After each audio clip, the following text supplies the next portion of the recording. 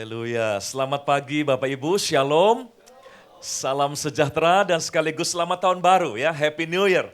Ya, mari dengan semangat yang baru, dengan pengharapan yang tidak pernah habis ya, kita akan song-song tahun ini, kita akan jalani dengan sebaik-baiknya begitu ya. Sekalipun ada banyak peristiwa yang mungkin sudah enggak enak kita alami di tahun yang lalu ya, tapi percayalah Tuhan masih ada bagi kita.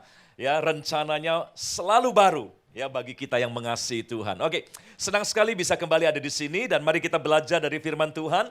Kita mau bawa hidup kita lebih berakar kuat ya, bukan pada keadaan tapi kita berakar pada firman Tuhan. Nah, saya mau share sesuatu yang mirip dengan yang ibadah pertama tadi tapi dari sisi yang berbeda.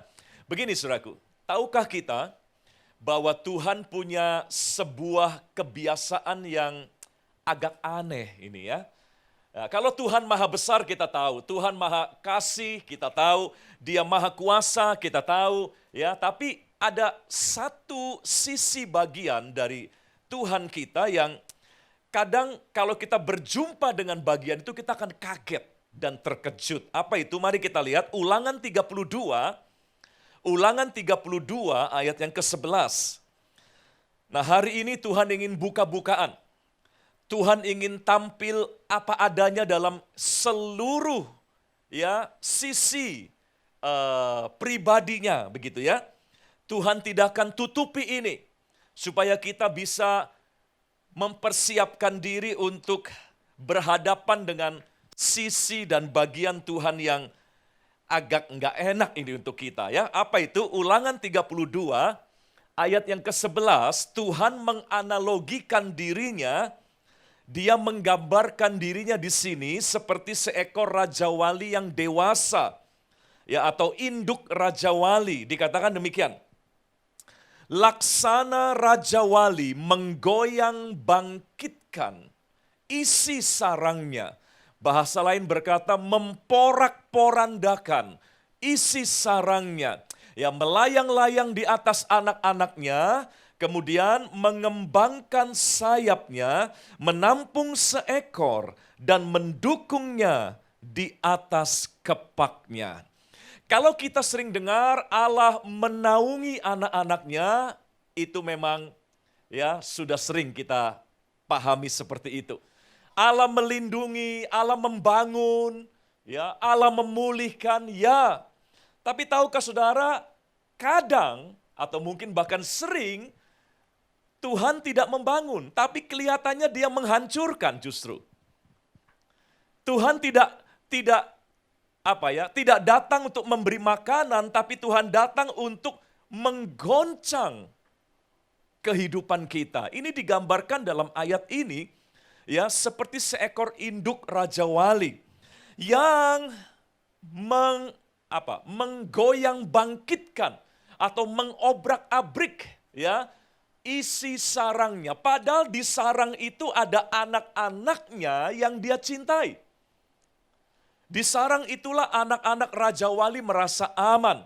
Di sarang itulah anak-anak Raja Wali ya bisa bertumbuh dalam keadaan yang baik. Satu hari induk ini datang tidak membawa makanan seperti biasanya. Di sarang itulah anak-anak Raja Wali setiap hari melihat ketika induknya datang, maka sang induk datang membawa makanan. Di sarang itulah anak-anak Raja Wali biasa melihat ketika induknya datang untuk melindungi dari angin atau hujan mungkin. Tapi kali ini mereka melihat sang induk datang tidak membawa makanan, tidak untuk melindungi mereka, tapi justru mengobrak-abrik tempat yang selama ini aman dan nyaman bagi mereka, bagi anak-anak Raja Wali itu. Nah saudaraku, ini sesuatu yang aneh. Tentu timbul pikiran dari anak-anak Raja Wali, ya ini ibu mau bunuh kita. Ini ibu ingin menyakiti kita, mungkin ada muncul seperti itu. Nah, saudaraku, itulah bagian yang tadi saya katakan, sedikit berbeda dengan yang sering kita bayangkan tentang Tuhan kita. Ya, tapi apa boleh dikata, itulah Allah kita. Induk yang memberi makan itu adalah induk yang sama yang kali ini datang. Tidak bawa makanan, tapi justru mengobrak-abrik apa yang selama ini aman dan enak bagi anak-anaknya. Saudara, mungkin kita sedang mengalami sepertinya Tuhan mengizinkan ya keamanan kita tercabik-cabik. Sepertinya kita mengalami kenyamanan kita terobrak-abrik oleh sesuatu. Itulah yang digambarkan dalam Ulangan 32, ayat yang ke-11 ini. Nah, seringkali kita terkejut, seperti anak-anak Raja Wali kita berpikir, Tuhan mau binasakan kita. Tuhan mau hancurkan kita. Tuhan tidak lagi sayang kepada kita. Nah, bicara sayang, ya saudaraku, saya mau katakan, bahasa kasihnya Tuhan itu tidak selalu bentuknya berkat, saudara. Ya, saya ulangi. Bahasa kasihnya Tuhan tidak selalu bentuknya belayan. Tidak selalu bentuknya penghiburan. Tapi kadang bahasa kasihnya Tuhan bentuknya adalah hajaran, jeweran. Biasanya dia datang membawa hadiah, berkat. Tapi jangan kaget, satu waktu dia datang bawa tongkat. Karena dia mengasihi kita. Nah, kita sering kaget. Karena begini, kita punya konsep begini. Dikasihi itu sama dengan dimanja. Itulah yang sering menjebak kita gampang kecewa ketika Tuhan membuat hidup kita mulai tidak nyaman. Karena bayangan kita dikasihi itu sama dengan dimanja. Salah, saudara. Dimanja dan dikasih itu sesuatu yang berbeda. Firman Tuhan justru berkata kalau dikasihi berarti dihajar, saudara. Ayo lihat yuk. Amsal pasal 13. Amsal 13 ayat 24. Pak Cahyadi boleh minta tolong air saya, Pak. Ya, Amsal 13 ayat 24 supaya saudara ya bisa menerima kebenaran ini, mari kita perkatakan bersama-sama ya. Jadi bukan cuma saya yang bicara, tapi kita memperkatakan bersama ayat ini. Yuk, Amsal 13 ayat 24, 1, 2, 3. Siapa? Tidak menggunakan tongkat, bagaimana? Benci kepada anaknya. Tetapi siapa mengasihi anaknya, menghajar dia pada waktunya. Makanya tadi di kebaktian pertama, ya saya tanya kepada jemaat, bangga enggak kita ini dikasihi Tuhan? Oh pasti bangga dong. Bahkan nyanyian kita banyak ya yang menyatakan bahwa Allah sangat mengasihi kita. Allah sangat menyayangi kita. Ya, sebuah kebanggaan kalau kita dikasihi Tuhan. Tapi tahukah saudara apa artinya dikasihi Tuhan? Yang jelas dikasihi Tuhan bukan berarti dimanja Tuhan. Dan ayat ini menegaskan, siapa mengasihi anaknya akan menghajar dia pada waktunya. Jadi itulah yang tadi saya katakan. Bahasa cintanya Tuhan itu tidak selalu berkat bentuknya. Bahasa cintanya Tuhan tidak selalu belayan. Tapi kadang-kadang pukulan. Tangan yang membelai bisa menjadi tangan yang memukul kita juga. Ya, saudaraku, suara yang menghibur bisa juga menjadi suara yang menegur dan menempelak kita. Bisa. Ya, saudaraku, karena Tuhan tidak berjanji memanja kita. Tuhan berjanji mengasihi kita. Dan karena dia mengasihi, dia akan gunakan tongkat. Dan dia akan menghajar kita pada waktunya. Seperti induk Raja Wali tadi. Bertahun-tahun anak-anak Raja Wali itu aman, nyaman di sarang itu. Sang induk setiap kali datang memberi makanan, dan melindungi mereka di sana. Tapi ada waktunya sang induk datang justru menghancurkan sarang itu. Seolah-olah sang induk mau bilang begini, kalau bisa ya dijelaskan ya dengan bahasa manusia, sang induk akan berkata, ya, aku tidak bawa makanan kali ini. Aku tidak akan membiarkan kalian terus ada di situ. Sekarang waktunya kalian keluar dari sarang itu. Aku akan latih kalian terbang. Aku akan dampingi kalian untuk bertumbuh menjadi raja wali yang dewasa. Kalian seharusnya tidak terus di situ. Tempat kalian adalah di langit, di mana kalian menguasai langit. Bukan terus ada di sarang itu. Tapi seringkali bahasa ini tidak dimengerti oleh anak-anaknya. Sama. Bahasa kasih Tuhan yang bentuknya teguran, yang bentuknya hajaran, seringkali disalah mengerti oleh kita. Makanya ayat ini datang untuk kita semua mulai pahami. Bukan Tuhan tidak sayang. Bukan Tuhan ingin bunuh kita. Ya, tapi justru Tuhan ingin menyatakan sayang dan kasih-Nya dalam bentuk bahasa yang berbeda. Ibrani pasal 12, mari kita lihat.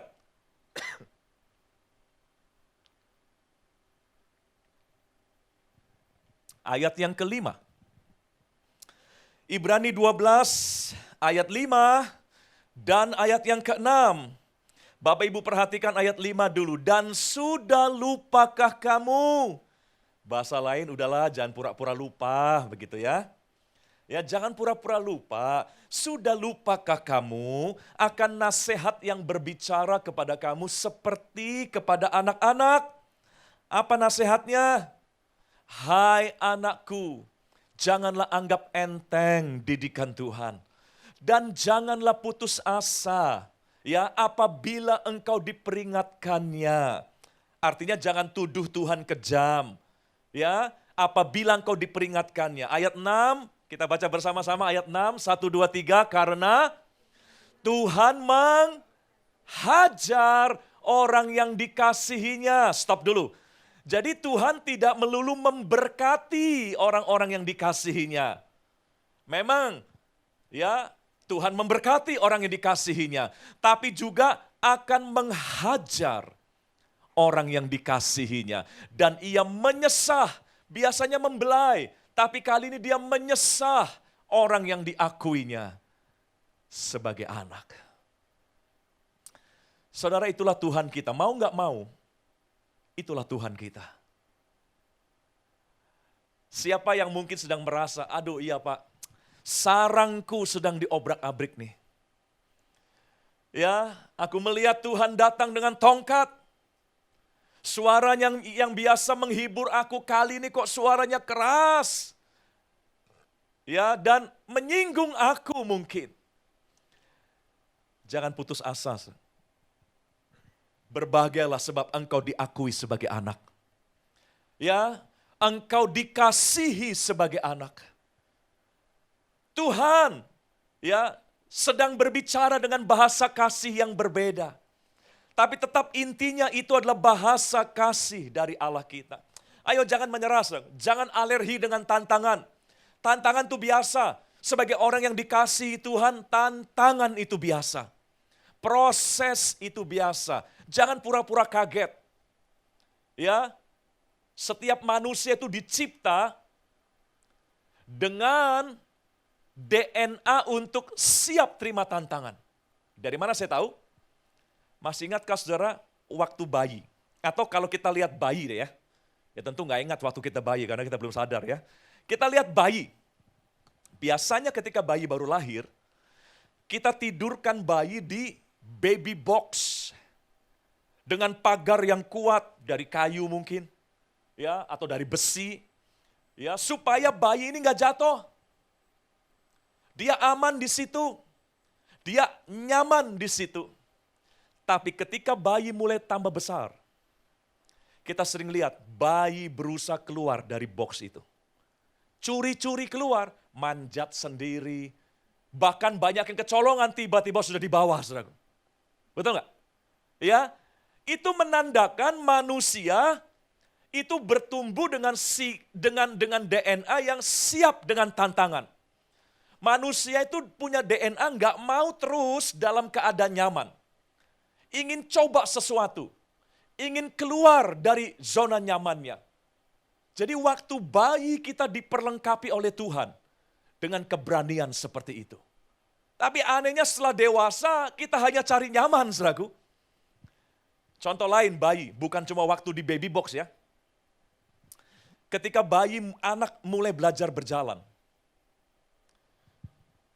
Tidak sedikit ketika mereka baru belajar berjalan, mereka sering terjatuh, terbentur, tertabrak, dan sebagainya. Waktu jatuh nangis, waktu nabrak nangis, tapi apakah kapok untuk belajar berjalan lagi? Tidak. Ya, sekalipun anak kita pernah kebentur sesuatu gara-gara mau coba jalan, pernah kepleset, jatuh, nangis keras, tapi nggak pernah kapok. Ya, dia akan coba lagi belajar berjalan pada kesempatan yang lain. Itu bukti manusia itu. Ya, sudah Tuhan perlengkapi. Ya, untuk mengatasi segala tantangan. Untuk tidak takut, tidak kapok dengan yang namanya kegagalan dan ketidakberhasilan. Coba lagi. Nah, saudara, mari pelihara DNA itu. Pelihara kemampuan itu yang Tuhan sudah berikan. Kalau hari ini ada tantangan, ayo ya, anggaplah Yakobus pasal yang kedua. Mari kita lihat.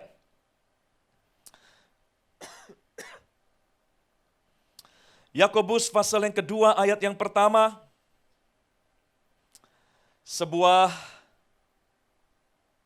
nasihat ya dari Yakobus. Ayo kita lihat bersama ya. Yakobus 1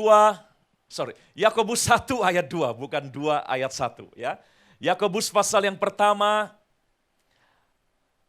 ayat yang kedua. Nah, saudara-saudara dikatakan anggaplah, sekalipun rasanya nggak enak, tapi anggaplah sebagai sebuah atau suatu kebahagiaan. Apabila kamu jatuh tuh nggak enak. Ya, Yakobus ingin berkata, kalau toh jatuh jangan anggap itu sesuatu yang nggak enak. Sekalipun rasanya pasti nggak enak. Tapi anggaplah itu sebagai sebuah kebahagiaan. Apabila kamu jatuh ke dalam berbagai pencobaan. Ayat 3-nya dikatakan, sebab kamu tahu, ya jangan lupa, ya jangan pura-pura nggak tahu. Sebab kamu tahu, ujian terhadap imanmu itu bukan merugikan, tapi menghasilkan ketekunan, kesabaran. Kalau saudara baca ayat selanjutnya, ada banyak hasil yang baik dari yang namanya ujian. Sekalipun ujian gak enak, tapi anggaplah sebagai sebuah kebahagiaan. Kayak kita makan, saudara. Tadi saya kasih contoh tadi pagi. Saya suka bawang putih, saudara. Ya, sampai waktu saya dampingi hamba Tuhan dari Korea, orang Korea kan suka bawang putih, saudaraku. Ya, tapi hamba Tuhan dari Korea ini kaget karena saya lebih suka bawang putih dibanding dia. Ya, sampai dia bilang kamu lebih Korea dari orang Korea katanya. Nah, saya mau cerita gini. Ya, anak saya tuh heran-heran juga. Tiap kali anak saya lihat saya makan bawang putih gitu ya, anak saya selalu bilang, nggak habis pikir, enaknya di mana sih Pak katanya. Lalu saya bilang, ya kalau bicara enak apa enggak, ya jelas enggak enak. Saudaraku. Bawang putih itu enggak enak. Ya, udah pedas, menyiksa tenggorokan lagi dan sebagainya. Ya, jelas enggak enak. Tapi papa makan dengan pengertian. Tidak hanya dengan perasaan. Saya makan itu tidak hanya dengan perasaan, tapi makan dengan pengertian. Saya tidak makan itu hanya dengan taste, tapi dengan knowledge. Bahwa itu baik, itu sehat. Ya, kalau makan hanya pakai perasaan, kita hanya pengen yang manis, saudaraku. Tentu enggak? Ya, kita hanya pengen yang manis kalau kita hanya makan pakai perasaan, pakai taste. Tapi kita kan cari makan dengan pengetahuan, mana yang sehat, mana yang tidak. Bukan cuma mana yang enak, mana yang tidak. Nah, anggaplah sebagai sebuah kebahagiaan. Saudara, Tuhan ya pasti akan muncul dengan sisi ini dalam hidup kita, yaitu sebagai Raja Wali yang tidak lagi memanjakan kita, tapi mulai mendidik kita. Saya tidak tahu berapa banyak yang sedang berjumpa dengan Tuhan dalam gambaran seperti itu. Ya, tetapi jangan putus asa. Sekalipun rasanya nggak enak, anggaplah sebagai sebuah kebahagiaan. Sebab semua ujian itu menghasilkan ketekunan. Tadi pagi saya beri contoh, Salomo sudah tahu. Salomo adalah orang yang tidak pernah mengalami apa yang gak enak dalam hidupnya. Semuanya serba enak. Itu salah Daud juga. Saya sudah ceritakan tadi pagi. Karena Daud mendesain hidup Salomo agar tidak ada masalah. Daud sudah kalahkan semua musuh-musuh Israel. Sehingga waktu dia wariskan kerajaannya kepada Salomo, dia bilang begini. Ya, sudah tidak ada lagi yang perlu kau takutkan. Semua musuh sudah aku taklukkan. Kamu tinggal nikmati masa-masa damai dan aman. Ketika Salomo ingin bangun bait Allah pun, Daud yang kerja keras mempersiapkan semua perkakas dan bahan bangunannya. Salomo tinggal enak saja. Tanpa sadar Daud ya sedang memanja anak ini. Namanya saja Salomo. Dari kata shalom. Shalom artinya sejahtera, sentosa, aman, ya, baik-baik senantiasa. Itu nama Salomo atau shalom. Dan seperti namanya, dia hidup aman terus. Tidak pernah ada masalah seperti yang pernah Daud alami. Tapi lihat ujung akhir hidupnya Salomo. Salomo berakhir dalam penyembahan berhala. Hidup Salomo berakhir bersama dengan 1.000 wanita. Lalu kerajaannya terpecah menjadi 2. Itulah orang yang tidak pernah mengalami proses. Itulah orang yang selalu dimanja. Segala sesuatu sudah disiapkan, dia tinggal enaknya saja. Daud seperti kebanyakan ayah, biar papa yang repot, kamu tinggal enak. Biar papa yang kerja keras, kamu tinggal happy-nya saja. Tapi tanpa sadar Daud sedang merancang sebuah jalan yang salah untuk anaknya sendiri. Saudara, itulah sebabnya hari ini, ya, poin pentingnya saya mau katakan begini, saudaraku. Jangan kaget ketika mungkin apa yang enak sedang berubah menjadi tidak enak. Jangan lalu kecewa, jangan lalu marah kepada Tuhan, ya. Lalu kita menduga bahwa Tuhan sedang ingin merugikan kita, tidak.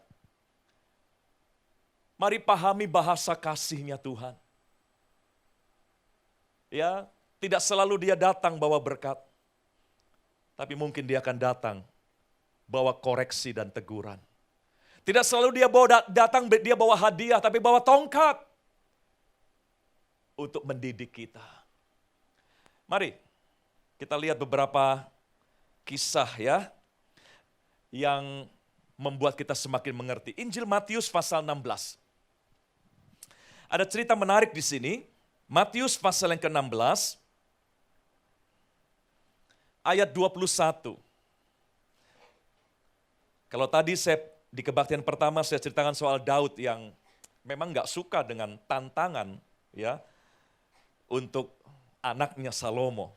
Nah, sekarang kita lihat contoh lain. Matius pasal 16 ayat 21 ya, ada percakapan antara Yesus dengan murid-muridnya. Dikatakan begini ya, Matius 16:21, sejak waktu itu, jadi baru kali ini nih, sebelumnya nggak pernah Yesus ceritakan yang ini. Ya, tapi sejak waktu itu, Yesus mulai, berarti belum sebelumnya, baru kali ini, mulai menyatakan kepada murid-muridnya bahwa ia harus pergi ke Yerusalem dan menanggung banyak penderitaan dari pihak tua-tua, imam-imam kepala, ahli-ahli Taurat, lalu dibunuh ya, dan dibangkitkan pada hari ketiga. Jadi sebelumnya Tuhan gak pernah ngomong soal penderitaan. Bahasanya Tuhan selalu berkat, kesembuhan, pemulihan, mukjizat. Itu yang terjadi di Galilea. Di Galilea bahasa kasihnya Tuhan adalah mukjizat, berkat. Wow, luar biasa. Tapi sejak waktu itu ketika Yesus harus berpindah dari Galilea ke Yerusalem, Yesus mulai blak-blakan sama murid-muridnya. Kalau saya bahasakan begini, Yesus bilang gini, kita akan ke Yerusalem, nanti nuansanya beda loh. Ya, nuansanya nggak seperti di Galilea. Kalian tidak akan lihat lagi mujizat. Kalian tidak akan lihat lagi hal-hal yang enak seperti yang kalian lihat di Galilea. Bahkan kalian akan lihat aku ditangkap di depan mata kalian. Bahkan aku akan disesah dan dibunuh. Mulai hari itulah Yesus berterus terang kepada mereka. Dan saya anggap inilah hari juga di mana Tuhan harus berterus terang kepada kita. Mungkin tahun ini akan berbeda. Ya, mungkin ya. Kalau enggak ya puji Tuhan. Ya, mungkin tahun ini akan berbeda. Bukan lagi Galilea yang penuh dengan mujizat, tapi Yerusalem. Di Yerusalem ada pengkhianatan. Di Yerusalem ada penangkapan. Di Yerusalem ya ada aniaya dan penderitaan. Dan saudara tahu apa reaksi murid-murid begitu mulai ngomong penderitaan? Ya, Petrus mewakili mereka di ayat selanjutnya, memberi respon, ayat 22. Matius 16, ayat 22, yang lain diam. Saya yakin diam juga bukan berarti setuju. Ya, cuma nggak berani ngomong aja gitu ya. Nah, Petrus yang mewakili mereka, ayat 22. Tetapi Petrus menarik Yesus ke samping, bayangkan. Ini tidak sopan sama sekali, Yesus lagi bicara di depan orang banyak, murid-muridnya, tiba-tiba begitu ngomong penderitaan, Petrus langsung menarik Yesus ke samping dan menegur dia. Di depan orang banyak, Petrus menegur Tuhan Yesus. Katanya, ya Tuhan, kiranya Allah menjauhkan hal itu. Ya, hal itu sekali-kali takkan menimpa engkau. Dalam bahasa lain dikatakan, enggak boleh itu terjadi. Jadi artinya Petrus mau berkata, harusnya berkat terus gitu. Ya, apa itu penderitaan? Kalau saya dramatisir ya, tadi ngomong apa itu tadi? Enggak salah. Kita udah melayani kok. Ya, kita udah jadi berkat sekian lama kok. Kita punya kuasa, kita punya urapan. Allah Bapa sudah membuktikan bahwa kita adalah orang-orang yang memang dipilih untuk menjadi berkat. Waduh, pelayanan kita sudah hebat kok. Kok harus menderita? Sudah pelayanan begitu hebat, sudah diurapi, kau harus menderita? Jadi kelihatan sekali dalam konsepnya Petrus, ya, hidup bersama Tuhan tuh harusnya enak terus. Dipakai Tuhan tuh harusnya enak terus hidupnya. Ya, diurapi Tuhan tuh harusnya enak terus hidupnya. Itu kelihatan dalam konsepnya Petrus seperti itu. Makanya ketika bilang penderitaan, Petrus kaget luar biasa. Lalu menarik Yesus ke samping dan menegur dia. Amit-amit gitu ya. Nggak boleh itu. Kita nggak mungkin menderita. Kelihatan murid Yesus aja nggak siap untuk menderita. Kelihatan Petrus yang tiap hari bersama Yesus kaget dengan bahasa kasihnya Tuhan. Yang namanya penderitaan. Teruskan dulu ya, ayat 23. Maka Yesus berpaling dan berkata kepada Petrus, enyahlah iblis. Yesus tahu, ya, iblis sudah menanamkan ide itu kepada Petrus. Jadi hati-hati, saudara. Pemikiran yang berkata bahwa bersama Tuhan kita akan enak terus. Pemikiran yang berkata, oh kalau kita doa sungguh-sungguh maka semuanya akan lancar, baik-baik saja, shalom terus, damai sejahtera terus. Itu dari iblis. Ya, mentalitas yang menolak didikan dan proses Tuhan. Itu mentalitas yang iblis sedang tabur hari ini. Makanya itu yang membuat banyak orang gampang kecewa sama Tuhan. Gampang marah sama Tuhan. Ya, enyahlah kau iblis, engkau suatu batu sandungan bagiku. Itu ide yang akan jadi batu sandungan buat kita. Makanya pelayanan seringkali kita tersandung dalam pelayanan gara-gara kita lihat harusnya kan pelayanan serba enak. Kok serba berat sekarang? Ya, kekristenan kita bayangkan semuanya serba enak. Begitu ada yang gak enak kita tersandung. Karena ya, pemikiran dan paradigma yang salah itulah yang akan jadi batu sandungan ya bagi kita. Enyahlah iblis, engkau suatu batu sandungan bagiku. Sebab engkau bukan memikirkan apa yang dipikirkan Allah, melainkan apa yang dipikirkan manusia. Jadi saudaraku, saya mau katakan hari ini, saudara yang sedang mungkin diproses Tuhan, dididik Tuhan. Saya hanya bisa berkata, kuatkan hatimu. Semua anak Tuhan akan berhadapan dengan itu semua. Anda bukan orang yang paling tidak beruntung dalam hal ini. Jangan lalu hidup dengan roh yang mengasihani diri sendiri. Tuhan, saya kan udah melayani, sudah ini, saya udah wah macam-macam. Kenapa harus begini juga? Lihat di Alkitab, Ayub adalah orang benar. Ayub adalah orang yang tidak bercacat celah bahkan. Kita sebenar apa sih? Dibanding Ayub, kita apakah lebih benar? Alkitab sendiri berkata, Ayub seorang yang benar. Tapi lihat prosesnya lebih parah daripada kita. Mau nggak mau kita harus siap. Perubahan season dari Galilea ke Yerusalem. Perubahan keadaan itu pasti terjadi. Ya, nggak ada yang langgeng. Artinya seterusnya nggak ada. Bahkan kalau kita jaga seperti Daud, menjaga Salomo supaya terus langgeng, Tuhan yang akan obrak-abrik nanti. Tuhan yang akan obrak-abrik. Karena bahaya. Kalau kita nggak diproses Tuhan, itu sangat berbahaya. Saya mau akhiri dengan satu kasus lagi di Alkitab ya. Mari kita lihat Kejadian pasal 11. Kejadian pasal yang ke-11. Kita lihat ayat yang pertama. Mulai dari ayat yang pertama, Kejadian 11. Dikatakan begini, coba konsentrasi ya supaya kita tahu situasinya. Adapun seluruh bumi, belum banyak waktu itu, ya, seluruh bumi satu bahasanya dan satu logatnya. Ayat 2, maka berangkatlah mereka ke sebelah timur. Nah, akhirnya ketika mereka mengarah ke timur, mereka menjumpai tanah datar. Bahasa Inggrisnya flat ground, comfort ground. Tanah datar artinya nggak ada liku-likunya, nggak ada naik turunnya. Jadi sebuah tanah lapang yang enak buat dijalani.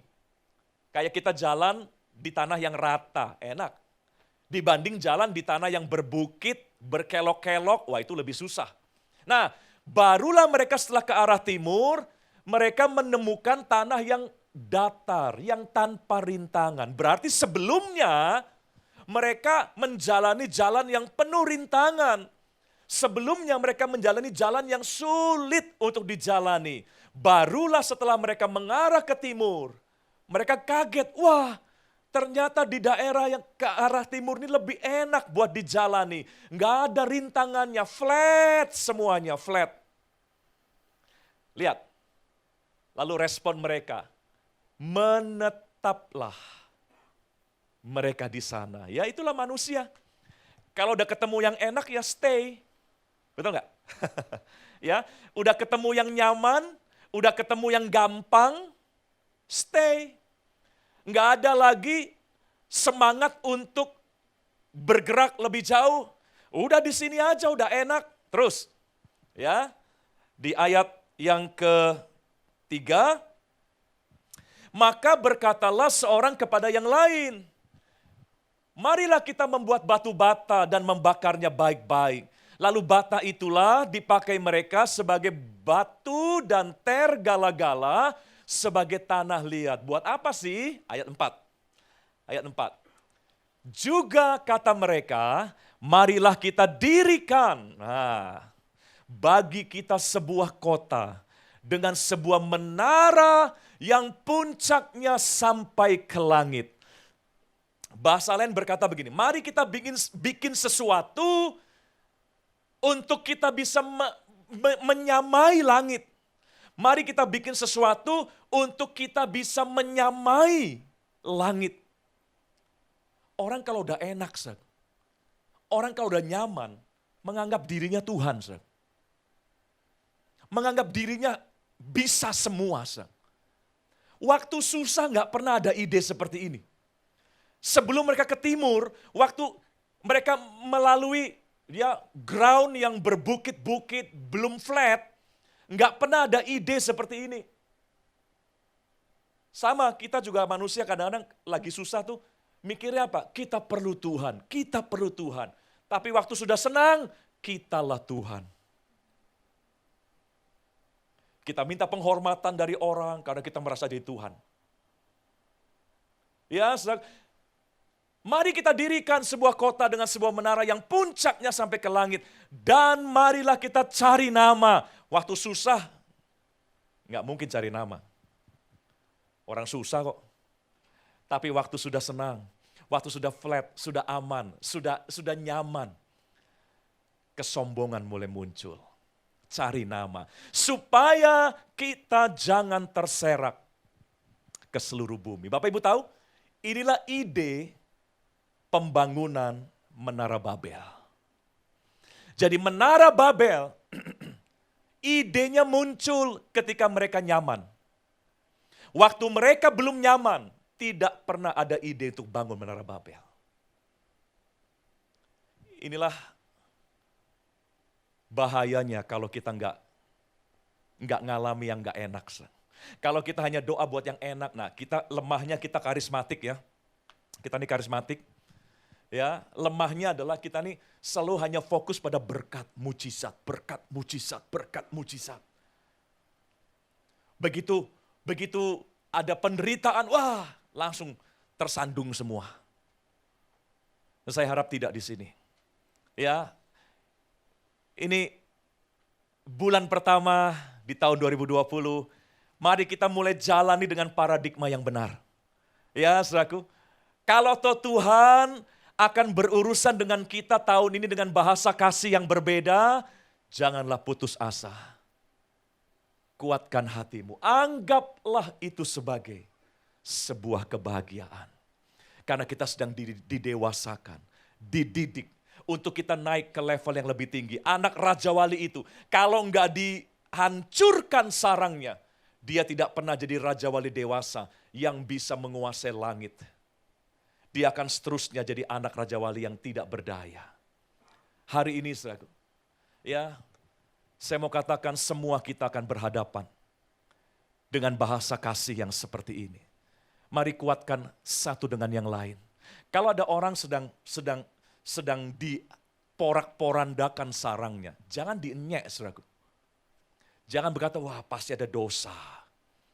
Tidak. Sesama anak Tuhan, mari kita saling menguatkan.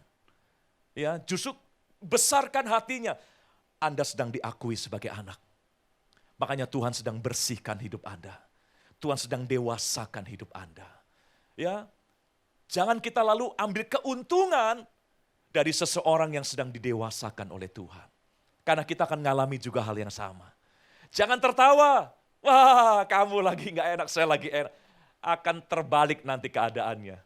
Ya, jangan kita istilahnya lupa bahwa kita akan berhadapan dengan hal yang sama. Bapak Ibu, selamat menikmati bahasa kasih Tuhan ya. Yang enak maupun yang tidak enak. Ya, itu bukti bahwa Tuhan mengasihi kita. Tuhan memberkati kita semua.